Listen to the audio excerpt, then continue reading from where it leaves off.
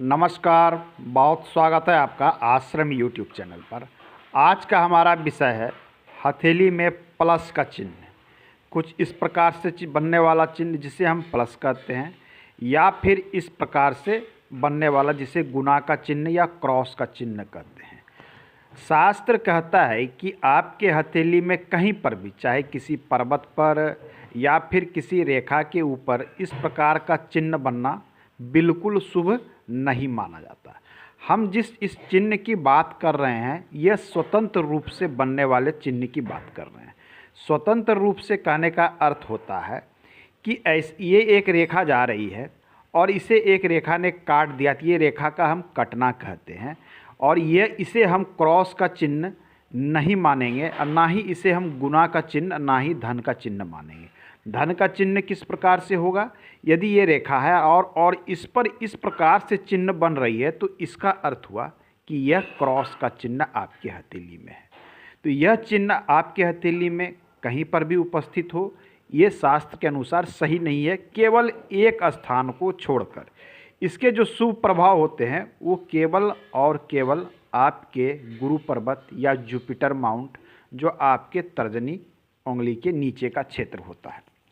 अब इस क्रॉस के विषय में तरह तरह के लोगों के मन में बातें हैं कि बहुत शुभ होता है, ये होता है, धन मिलती है, संपत्ति मिलती है, प्रेम मिलता है, तरह तरह की लोग बातें करते हैं।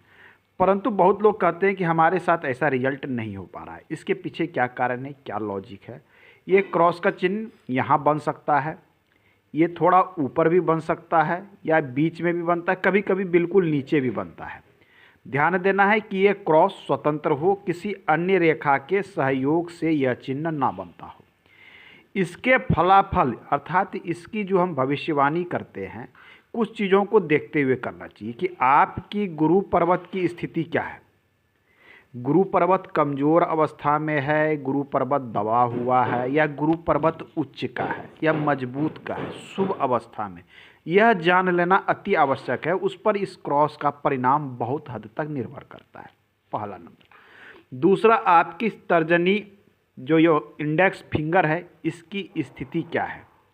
यदि ये उंगली आपकी बिल्कुल सीधी है, स्ट्रेट है, तो ये शुद्ध और शुभ अवस्था मानी जाएगी जब बिल्कुल सीधी और स्ट्रेट है। यदि आपकी तर्जनी उंगली टेढ़ी मेढ़ी है, तो इसके शुभ परिणाम फिर कम हो जाते हैं। तो इन चीज़ों पर ध्यान देना है। अब आइए क्रॉस के विषय में क्या मुख्य चीज़ क्या है कि क्रॉस को प्रेम संबंध से जोड़कर देखा जाता है यदि गुरु पर बनता है। ऐसे तो कहा गया है कि ऐसा मनुष्य प्रेम के मामले में बहुत ही अधिक भाग्यवान होता है या भाग्यशाली होता है। ऐसे लोगों का प्रेम या प्रेम संबंध जो है आदर्श होता है, इसमें छल कपट की भावना नहीं होती है, इनका प्रेम आदर्श होता है। ये सबसे पहला इसका गुण है।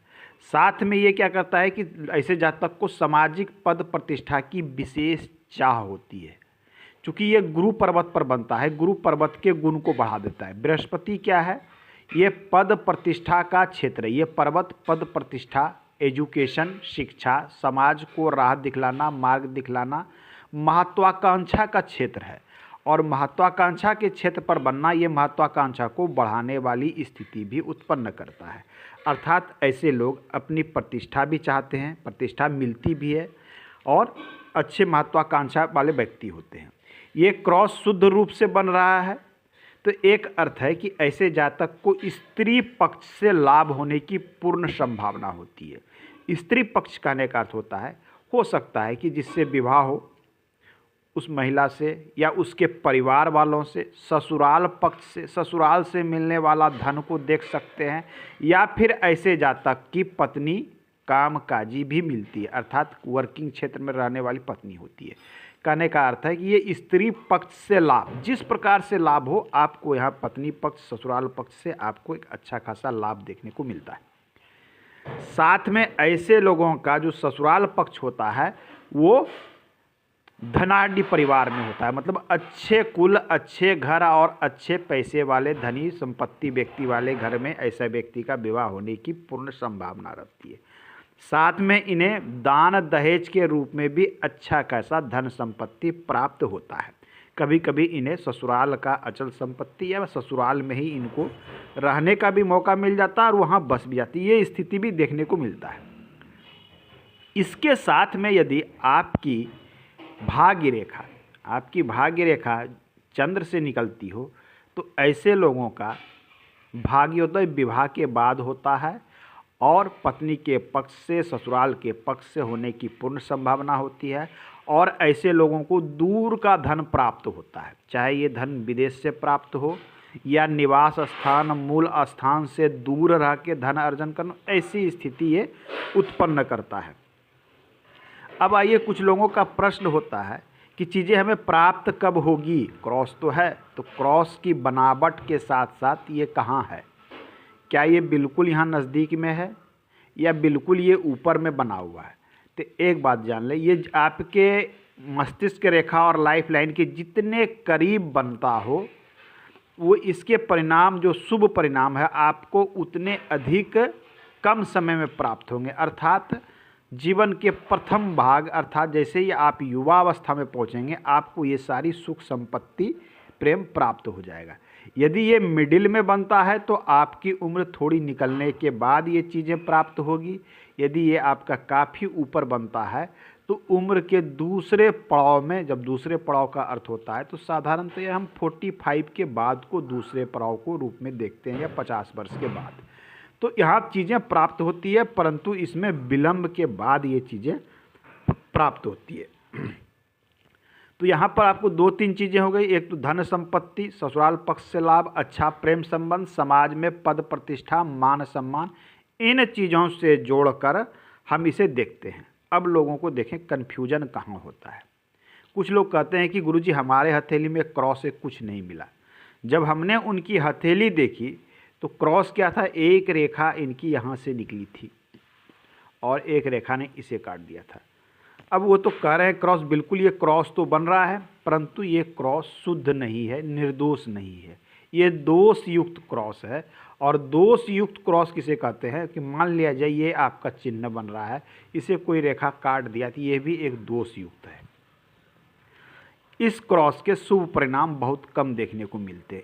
ऐसे क्रॉस में क्या होता है कि आपकी ये रेखा है महत्वाकांक्षा की रेखा, उच्च अभिलाषा की रेखा, स्वाभिमान की रेखा, और इसे किसी ने काट दिया, अर्थात आपकी महत्वाकांक्षा में समस्या, आपकी इच्छा पूर्ति में बाधा।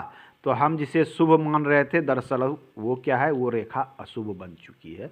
तो कन्फ्यूजन में ना पड़े, किसी भी रेखा को स्पष्ट रूप से देखें, उसके बाद उसके विषय में डिसीजन लें। अब एक जातक कह रहे थे कि हमारे हथेली में, परंतु हमारा प्रेम संबंध बिल्कुल ख़राब है।